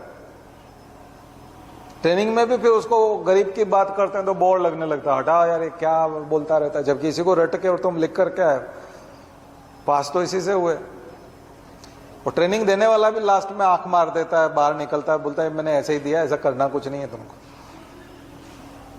तो वहां बोलते समय 1 घंटे के लेक्चर में तो ऐसे ही बोलता है, चाय पीते हुए फिर वो उनके साथ बोल देता है ये सब मैंने अभी जो दिया इसको सबको भूल जाओ, ऐश करो, जिंदगी मिली है फिर नहीं मिलेगी, तुम कहाँ लफड़े में पड़ो, ये तो मैंने ऐसे ही बोल दिया। तो पूरा माहौल ऐसा ही रहता है। इंडिया है फिर वो इंडिया हो जाता है, भारत नहीं रहता ठीक है, ये सब के साथ है। खैर, चूंकि हम तो यहाँ एक संवेदनशील जगह पे पढ़ा रहे हैं, इसलिए हमारी जिम्मेदारी बनती है कि हम आपको बात बताएं। ठीक है, तो ये रहे कंट्रीज। और बहुत इंपॉर्टेंट कंट्री तो भूल ही गए हम, स्विट्जरलैंड। एक तो स्विट्जरलैंड में फिनेंस, बैंकिंग, सबका पैसा संभाल के रखता है, स्विस बैंक है वहां जिसको भी पैसा जमा कराना है जाके पैसा जमा कराओ। यही इकोनॉमी है। और दूसरा टूरिज्म। और इंपॉर्टेंट कंट्री है जिसके हम गुलाम रहे, यस, यूके। तो यूके, ब्रिटेन, ग्रेट ब्रिटेन और इंग्लैंड का अंतर समझ लीजिए। इंग्लैंड की राजधानी है लंदन। तो लंदन जो है इंग्लैंड की राजधानी है और वो इंग्लैंड कहलाता है। लेकिन वेल्स को आप जोड़ देंगे तो ब्रिटेन हो जाएगा। वेल्स एक कंट्री है पास में छोटा सा, अगर उसको जोड़ देंगे तो ब्रिटेन हो जाएगा। वेल्स प्लस इंग्लैंड, उसको हम ब्रिटेन कहते हैं। और ऊपर स्कॉटलैंड, स्कॉटलैंड को भी जोड़ देंगे तो ग्रेट ब्रिटेन हो जाएगा। स्कॉटलैंड को भी जोड़ दोगे तो ग्रेट ब्रिटेन हो जाएगा। और अभी जो है यूके, उसके लिए नॉर्दर्न आयरलैंड को भी जोड़ना पड़ेगा। नीचे आयरलैंड एक कंट्री है, वहां पर आपको नॉर्दर्न आयरलैंड, उसके ऊपर मिलेगा नॉर्दर्न आयरलैंड, उसको भी जोड़ेंगे इसके साथ तो हो जाएगा यूके, यूनाइटेड किंगडम, जिसकी कैपिटल लंदन। आ गया समझ में? तो इंग्लैंड, ब्रिटेन, ग्रेट ब्रिटेन और यूके, ये होगा। कैलकुलेशन समझ में आ गई ना? सबकी अपनी अपनी क्रिकेट क्लब है, सबके अपने अपने क्रिकेट टीम है। स्कॉटलैंड की टीम अलग से होती है, इसलिए कंट्री नहीं है। यूके कंट्री नहीं है, यूके यूनाइटेड किंगडम है, पॉलिटिकल स्ट्रक्चर है। क्या है? पॉलिटिकल और इकोनॉमिकल। ठीक है, इसलिए ब्रेग्जिट हुआ था, उसमें नॉर्दर्न आयरलैंड नहीं था, ब्रिटेन का एग्जिट था। किसका एग्जिट था? ब्रिटेन का एग्जिट, यूके का एग्जिट नहीं था। इसलिए वहां मुद्दा था वो चर्चा का, ब्रेग्जिट शब्द क्यों यूज किया, जबकि ज्वाइन तो यूके ने किया था। आया समझ? तो वो अलग इंटरेस्ट है, उसमें बहुत सारा पंगा है उसका, तो पढ़िएगा उसके बारे में। ये जो मैंने कैलकुलेट, ये यूपीएससी पूछता है कभी कभी ये सवाल कि इसमें कौन कौन आता है। आयरिश जनता, तो नॉर्दर्न आयरलैंड के अलग होने की भी अपनी एक कहानी है। ठीक है, तो स्कॉटलैंड में भी जनमत संग्रह हुआ था कि हम स्कॉटिश लोग जो हैं वो अलग होना चाहते हैं, लेकिन वो थोड़ा सा रह गया, तो उससे वो यूके में बने हुए हैं। बाकी उनका अलग होने की पूरी चर्चा थी। उनको हम स्कॉटिश कहते हैं, उनको कहते हैं आयरिश, इनको कहते हैं अंग्रेज। लैंग्वेज भी अलग है, वो आयरिश लैंग्वेज है, वहां की लैंग्वेज स्कॉटिश। इसलिए इंग्लैंड जो है वो इंग्लिश है। बात समझ में आई ना? अंग्रेजी भाषा कहाँ की? इंग्लैंड की भाषा। यूरोप में बाकी नहीं मिलेगा आपको। फ्रेंच जो है, फ्रांस जो है फ्रेंच बोलेगा, जर्मनी वाला जर्मन बोलेगा, इटालियन बोलेंगे, पोर्तुगीज बोलेंगे, स्पेनिश बोलेंगे, इंग्लिश नहीं बोलेंगे। इंग्लिश गुलामी का प्रतीक है वहां पे। हम इनकी भाषा क्यों बोलें, पड़ोसियों की भाषा क्यों बोलें? नफरत है एक तरह की। भाषावाद बहुत जबरदस्त है, हम लोगों को बहुत अच्छा लगता है इंग्लिश। तो हम लोग इंस्पायर किससे हैं? इंग्लैंड से, ब्रिटिश। इसलिए ब्रिटिश भी किसको बोलते हैं? अब समझ में आ गया ब्रिटिश में कौन कौन आ जाएंगे। इंग्लिश में अलग आएंगे, ब्रिटिश में अलग आएंगे। स्कॉटिश पीपल अलग है, आयरिश पीपल अलग है। इसलिए एनी बेसेंट आई थी होम रूल वाली तो आयरलैंड, तो वो आयरिश, आयरिश लैंग्वेज भी है। कौन सा कविता? किट्स था, इट्स था, किट्स, यस। हरिवंश राय बच्चन का पीएचडी था उसके ऊपर, किट्स के ऊपर। वो गए थे आयरलैंड और खास करके इंग्लैंड में रह करके उन्होंने पीएचडी किया था किट्स के ऊपर। ठीक है, तो ये जगह हुई। और थोड़ा उधर आ जाइए, वो वाले कंट्री, डच और वो नीदरलैंड और वो हॉलैंड जिसको लिखा होगा। हॉलैंड, नीदरलैंड, डच एक ही बात है। हॉलैंड, नीदरलैंड, डच, बिल्कुल किनारे पे, कोस्टल, इंग्लिश चैनल के उधर कोस्टल एरिया। इंग्लिश चैनल है दोनों के बीच में, फ्रांस और इंग्लैंड के बीच में। चैनल को और स्ट्रेट में अंतर बताया था। मैंने कहा था चैनल चौड़ा होता है थोड़ा, स्ट्रेट पतला होता है, और चैनल ज्यादा गहरा होता है, डीप होता है। हाँ, डीप होता है। तो कौन कौन से देश हैं? लग्जमबर्ग, नीदरलैंड, बताओ बताओ, और कौन से? बेल्जियम, नहीं डेनमार्क नहीं आएगा। ये जो आप देख रहे हो नीदरलैंड, वो जाकर के सर्च करिएगा। ये जो हिस्सा है नीदरलैंड का, और ये यहाँ पर फ्लोटिंग कंट्री है एक तरह से। लास्ट में लगभग वो डूबने जैसे, क्योंकि वो सी लेवल से काफी नीचे हैं। सी लेवल जो है उससे काफी नीचे है, तो वहां उन्होंने अपने आप को एक तरह से बचाया हुआ है। तो फ्लोटिंग कंट्रीज के रूप में उन्होंने टेक्नोलॉजी से अपने आप को, कंट्रीज को बना के रखा हुआ है। हॉलैंड खास करके सबमर्ज्ड कंट्री है ये। इकोनॉमी ऑयल एंड गैस और वही फिनेंस वगैरह, और कुछ देश हैं जो सॉफ्टवेयर और हार्डवेयर की कुछ चीजें बनाते हैं। खास करके ये जो देश हैं टूरिज्म पे डिपेंड करते हैं और फिनेंस पे। कॉफी के लिए बहुत अच्छा जाना जाता है लग्जमबर्ग को। कॉफी या कोक है शायद, हाँ, कोकोआ, यस कोकोआ, दुनिया का सबसे बड़ा उत्पादक है। तो ये देश है। और उसके अलावा टाइडल एनर्जी, सॉरी नहीं, जियोथर्मल एनर्जी,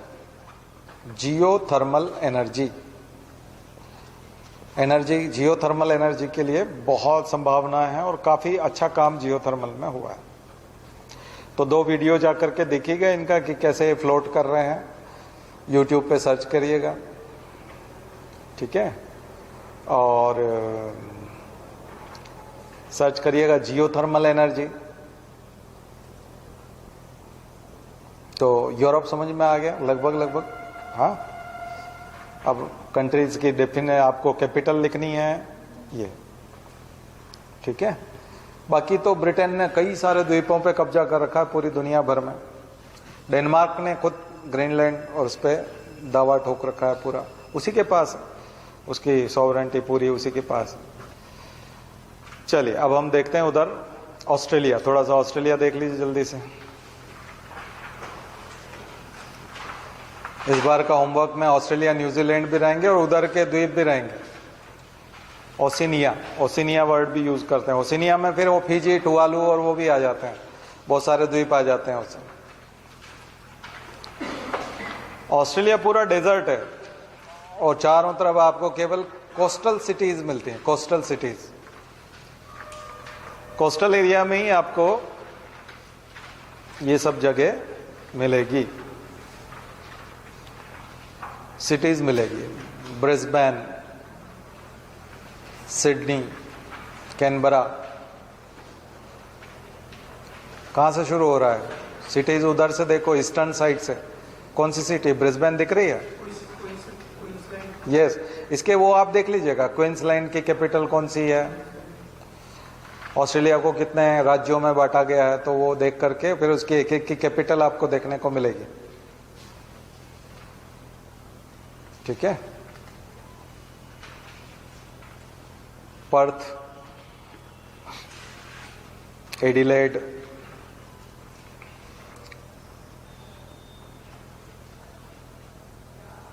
ठीक है, Perth, Adelaide, Brisbane, Canberra, Sydney. और कौन सी इंपॉर्टेंट सिटी है?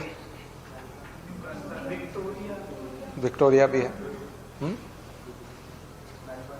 Melbourne, yes, Melbourne. अभी 2020 कहाँ चल रहा है? वहीं चल रहा है शायद, मेलबर्न में। एक ही जगह है ये सब जगह? 5 कंट्रीज, मतलब 5 सिटीज में। इन 5 सिटीज में होगा। हाँ, नीचे तस्मानिया है। यस। तो ऑस्ट्रेलिया तो पूरा पूरा डेजर्ट है, ट्राइब्स रहती हैं, बट वही मिनरल्स में और ऑयल में, कोल का काफी कुछ है। और अडानी भी जाकर के वहाँ बहुत कुछ कर रहे हैं। क्या कर रहे हैं? फैक्ट्री किस चीज की डाली है उन्होंने, देखो क्या क्या माइनिंग कर रहे हैं। इसके अलावा एजुकेशन का भी बना हुआ है, टूरिज्म है ना। और न्यूक्लियर ट्रीटी हमारी कई देशों के साथ हुई है। अमेरिका के साथ न्यूक्लियर ट्रीटी होने के बाद में सबसे बड़ा देश था फ्रांस, जिसके साथ हमारी न्यूक्लियर ट्रीटी हुई थी, परमाणु संधि। ऑस्ट्रेलिया के साथ भी हमारी परमाणु संधि हो चुकी है। अब तो कई देशों के साथ परमाणु संधि हो गई, लेकिन दूसरे नंबर पे फ्रांस बहुत इंपॉर्टेंट था, क्योंकि न्यूक्लियर ट्रीटी होने के बाद हमको बहुत कुछ मिला है फ्रांस। ठीक है। क्योंकि आपको अब आज के जमाने में कोई भी हथियार या कोई भी आप खरीदोगे, जहाज या कुछ भी, तो न्यूक्लियर तो उसके साथ जुड़ा ही रहता है ना। तो ये सब चीजें जो है न्यूक्लियर ट्रीटी के बाद ज्यादा हुआ। तो उसी के साथ ऑस्ट्रेलिया भी। न्यूजीलैंड, नीचे आप देखोगे तो कैप्टन कुक ने खोजा था, तो अधिकांश नाम पे कुक लगा हुआ, COO के कुक मिलेगा आपको अधिकांश नाम में, और उसी के नाम डाले हुए हैं सारे, उसी ने डाल रखे हैं सारे नाम। तो कैप्टन कुक अंटार्कटिका होते हुए जब यहाँ पहुंचा था ना न्यूजीलैंड, तो या आते हुए या जाते हुए वो अंटार्कटिका गया था, जो भी है उसकी कहानी। तो कैप्टन कुक के ऊपर है। बहुत छोटा देश दिखता है, लेकिन बहुत इंपॉर्टेंट देश है, और ह्यूमन डेवलपमेंट बहुत अच्छा है। वहाँ की प्रधानमंत्री बहुत ज़्यादा एक्टिव हैं। उन्होंने काफ़ी चौंकाने वाले और बहुत महत्वपूर्ण निर्णय लिए हैं, बहुत अच्छे निर्णय लिए हैं देश के लिए। और लाइफ एक्सपेक्टेंसी बहुत ज़्यादा है न्यूजीलैंड में। एनिमल्स में देखें तो कीवीज के लिए जाना जाता है, ऑस्ट्रेलिया जिस तरह से कंगारू के लिए और कोआला के लिए जाने जाते हैं, वैसे वो कीवीज कहलाते हैं न्यूजीलैंड के। तो कीवी पक्षी है, फ्लाइटलेस बर्ड। ठीक है। अभी अंटार्कटिका बिल को अगर आप पढ़ोगे जाकर के, तो वहां समझ में आएगा कि अंटार्कटिका क्यों इंपॉर्टेंट है भारत के लिए। तो इस साल 2022 में अंटार्कटिका बिल आया है संसद में, अंटार्कटिका बिल। तो उसका पूरा पढ़ोगे तो उसमें सारा इंपॉर्टेंस समझ में आ जाएगा। दक्षिण गंगोत्री, हिमाद्री, भारती, हिमाद्री ऊपर है आर्कटिक में, नॉर्वे में, वहां हिमाद्री है, यहाँ 3 है, दक्षिण गंगोत्री और नया वाला भारती, बीच में मैत्री। तो दक्षिण गंगोत्री बंद हो चुका है, लेकिन मैत्री और भारती काम कर रहे हैं स्टेशन। अंटार्कटिका में भी काफी स्कोप है, बहुत सारी चीज, लेकिन वहां भारत ने भी अभी जो कानून बनाया, वो कानून वहां के क्राइम जो वहां पर होंगे उसको जुरिस्डिक्शन देने के लिए, तो भारत के कोर्ट्स में उसको सुना जा सकता है। ठीक है। अंटार्कटिका कोर्ट भी बनेगी, अंटार्कटिका के नाम से ही कोर्ट बनेगी। तो वहां जो क्राइम होंगे उनकी सुनवाई यहाँ की कोर्ट में हो सकेगी। ये अधिकांश देशों ने बना लिए हैं। अधिकांश देश जो वहां पर स्टेशन बनाए हुए हैं उन्होंने, तो अंटार्कटिका में किसके स्टेशन है, अमेरिका का स्टेशन सबसे बड़ा है, तो ये सब चीजें पढ़िएगा। आर्कटिक पॉलिसी, भारत की आर्कटिक पॉलिसी, इसके ऊपर भी पढ़िए, उस पर भी काफी कुछ हुआ है। इंडिया की आर्कटिक पॉलिसी, इस सरकार ने बहुत कुछ किया है, अभी जो वर्तमान सरकार है, क्योंकि नॉर्दर्न सी रूट, एक और शॉर्ट नोट पढ़िएगा, 100 वर्ड में लिखिएगा, काफी इंपॉर्टेंट है। नॉर्दर्न सी रूट, आर्कटिक के जो ग्लेशियर्स हैं वो पिघल रहे हैं, बहुत तेजी से पिघल रहे हैं, और आर्कटिक के ग्लेशियर पिघलेंगे तो नीचे से जमीन निकल करके आएगी, तो दो तरह की चीजें होंगी। एक तो ग्लेशियर्स पिघलने की वजह से पानी जो है समुद्रों का बढ़ेगा, समुद्र का जो सतह है वो ऊपर आएगी, सी लेवल राइज होगा, और सी लेवल राइज होगा तो कोस्टल सिटीज के डूबने की चांसेस बहुत ज्यादा हैं। तो भारत भी उससे अछूता नहीं रहेगा, इसलिए हम लोग आर्कटिक ट्रीटी का भी पार्ट हैं, आर्कटिक संधि। तो आर्कटिक संधि में हम लोग अभी उस तरह से पार्ट नहीं, लेकिन हम लोग वहां पर ऑब्जर्वर के तौर पे हमने 2019 में 5 साल के लिए बढ़ाया। अब 2024 तक हम फिर से ऑब्जर्वर के तौर पे 5 मेंबर हैं, ऑस्ट्रेलिया भी है, ये भी है, कोरिया भी है और इंडिया भी है। तो वैसे 5 मेंबर हैं, तो 5 साल के लिए अभी बढ़ा दिया। क्यों बढ़ाया? क्योंकि हमारा वहां रहना बहुत जरूरी है। बाकी चाइना हुआ, खास करके रशिया और ये सब तो लड़ ही रहे हैं कि हम इस सी रूट, एक नॉर्दर्न सी रूट को यूज करेंगे, ऑयल एक्सप्लोरेशन और गैस और नेचुरल गैस और उसके भंडार और मिलेंगे। और रशिया तो वहाँ गेहूं की खेती करने के, क्योंकि रशिया के लिए तो बहुत बड़ा नॉर्दर्न पार्ट खुला हो गया ना, रशिया का अधिकांश हिस्सा बर्फ में ढका रहता था, अब वो सब खुल गया। तो नेक्स्ट टाइम जब भी क्लास होगी, ये सैटरडे संडे को तो नहीं होगी, दिवाली के बाद जो सैटरडे संडे होगा उसमें हम इंडियन ज्योग्राफी शुरू करेंगे। तो यहीं से शुरू करेंगे। सबसे पहले आइस शीट्स से शुरू करेंगे इंडियन ज्योग्राफी को।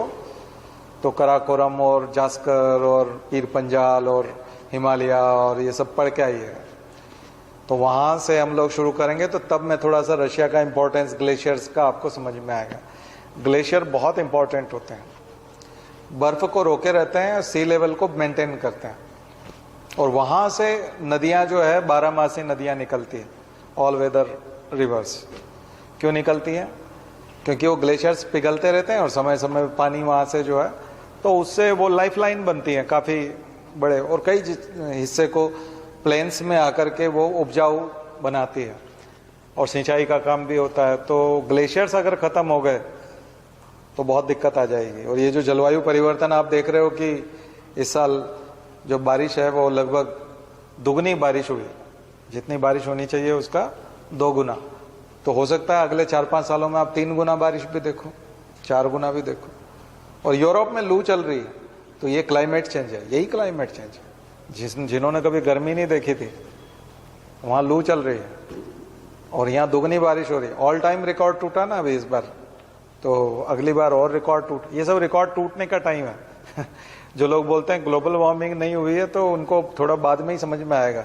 जब सारा सामान रोड पे तैर रहा होगा तो फिर अपने आप बोलेंगे हाँ कुछ हुई तो है। है ना, वो बाद में समझ, खुद ही रात को तैरते हुए बाहर आ जाएंगे तो समझ में आ जाएगी, फिर बाद में समझ में आएगी। ये दिक्कत है, ठीक है। तो पोलर वर्टेक्स आया था, तो वो सब ट्रम्प के भाई बहन है, जितने भी लोग, वो भी यही कहता है कि कुछ नहीं हुआ है, ग्लोबल वार्मिंग वगैरह नहीं है, कि पोलर वर्टेक्स हो रहा है। पोलर वर्टेक्स अलग चीज है।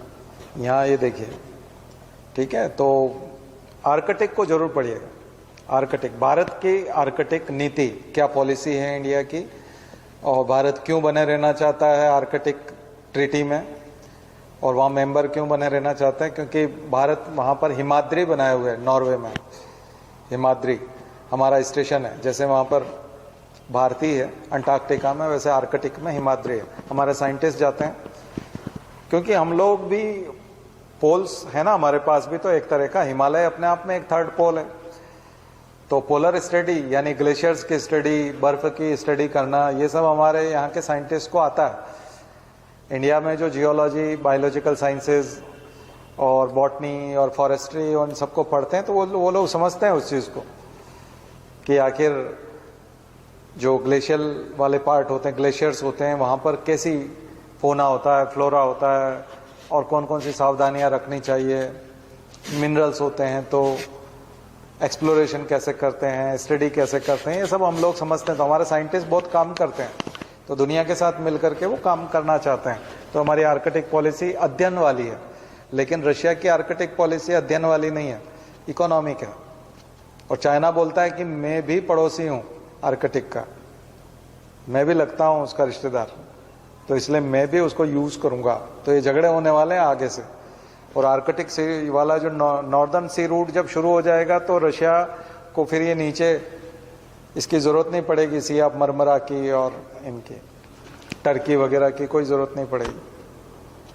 ठीक है, तो एक नया ही उसके पास साधन हो जाएगा ऊपर से जाने का। ठीक है, और BRI का तो पार्ट ही बन गया, बेल्ट एंड रोड इनिशिएटिव जो चाइना का, उसने तो नॉर्दर्न सी रूट से पूरा ही प्लान कर लिया, वो तो सीधा ही पहुंच जाएगा उधर पैसिफिक। ठीक है, तो आर्कटिक को बहुत अच्छे से पढ़िए, स्टडी कीजिए, नॉर्दर्न सी रूट को पढ़िए तो आपको और अच्छा समझ में आएगा।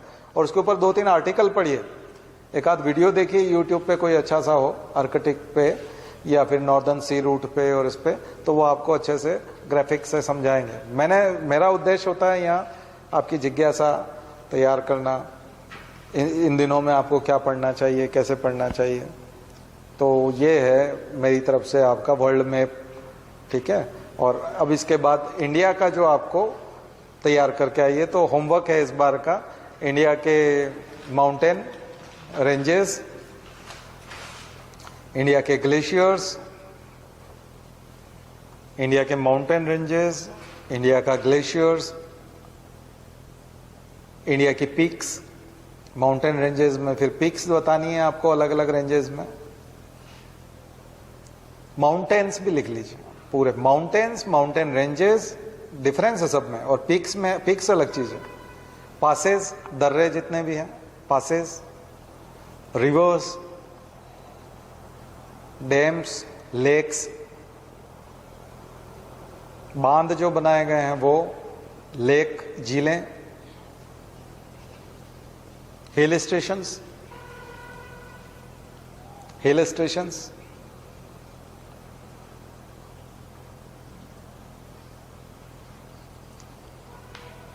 और प्लेन्स, प्लेन्स मैदान, प्लेटूज,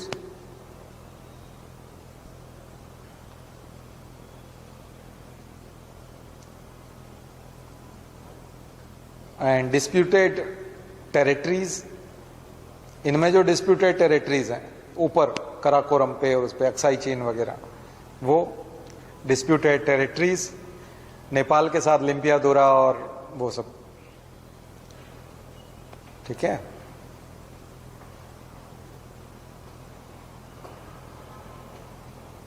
वैलीज, घाटियां, हम कश्मीर वैली बोलते हैं चिनाब नदी की वजह से, कश्मीर वैली। तो वैली है, इसका मतलब 2 रेंज है, तो एक पीर पंजाल है और ऊपर जास्कर। ठीक है, हिमालयन रेंज है तो वो,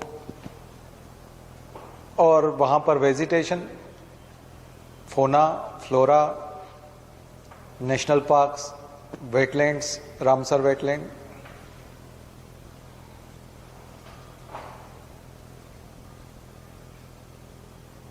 हाईएस्ट पीक तो बता ही दिया आपको।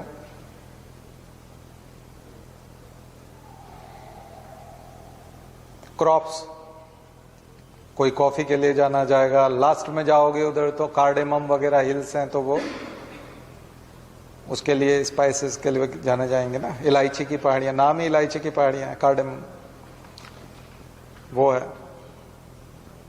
और लेक्स हो गया, ये रामसर साइट्स हो गई, टाइगर रिजर्व्स की लिस्ट बनाई है, wildlife sanctuaries, bird sanctuaries, migratory birds,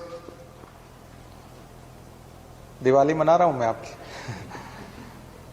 फिर फुर्सत मिल जाए तो बता देना, ठीक है? बहुत है? नहीं अभी नहीं।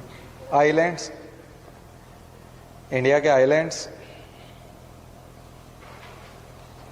Beige, gulfs, bays, gulfs, ghats, passes हैं, वही घाट्स हैं। साउथ में जाएंगे तो घाट्स हैं। घाट्स दो तरह के हैं, एलिवेटेड को भी घाट्स बोलते हैं और बीच में भी घाट बोलते हैं, पास को भी घाट बोलते हैं। जो एलिवेटेड रीजन है जैसे western Ghat and eastern Ghats, तो वो तो एलिवेटेड रीजन है, वो घाट। एक घाट होता है गंगा घाट, वो जो स्टेयर्स होते हैं उसको घाट बोलते हैं। तो तीन तरह के घाट हैं ज्योग्राफी में। एक घाट है वो पास, पास का सिनोनिम है, दर्रा जिसको बोलते हैं, तो पास का सिनोनिम थाल घाट, पाल घाट, ये जो हैं ये वो हैं। और वो घाट स्टेयर्स, गंगा घाट, और एक घाट एलिवेटेड रेंज, वेस्टर्न घाट्स, ठीक है? चलिए, तो फिर ये बहुत है। शांति पाठ। ओम द्यौ शांति अंतर